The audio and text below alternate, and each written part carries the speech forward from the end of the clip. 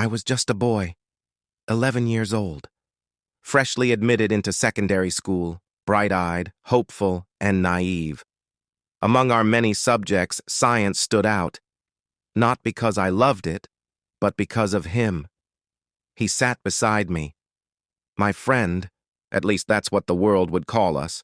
His handwriting, like art, his drawings, flawless, his notebooks, so neat they could win awards. And then there was mine, scribbled, messy, full of smudges and eraser marks that looked like scars. No matter how hard I tried, I could never catch up with him. He was brilliant. The teachers loved him, especially our science teacher. Me? I faded into the background, invisible, forgotten.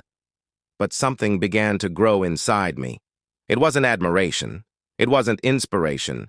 It was something darker, jealousy, bitterness, a quiet, simmering hate. Not because he had wronged me, but simply because he was better. Then came that day. I arrived in class earlier than usual. The room was quiet, empty, and there it was, on his desk. The very notebook I had secretly envied for months. He had forgotten it. I walked over to it, slowly. My hands trembled as I touched the cover. The pages were as perfect as always. Something snapped in me. I clenched my jaw, looked around, and then looked up. There was a hole, torn in the ceiling. A forgotten gap in the wooden boards. With a heart boiling in silent rage, I climbed, and with one swift motion, I threw his precious book into the darkness above. Gone, forever. He came in minutes later. He looked for it, everywhere. His eyes darted. His hands ransacked his desk. He asked everyone, even me. I looked him straight in the eye and said, "I haven't seen anything," he cried, and I watched him cry.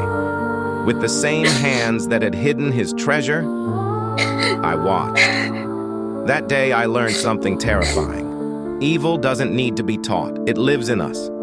Even in children, it waits for jealousy to open the door, and then it enters. I was just a boy, but that day I saw the darkness in me. It's been 4 decades now. I've searched for him, just to say, I'm sorry. But I've never found him. I pray he forgave me, even though I never asked. The Bible says, all have sinned and fall short of the glory of God. And how true that is.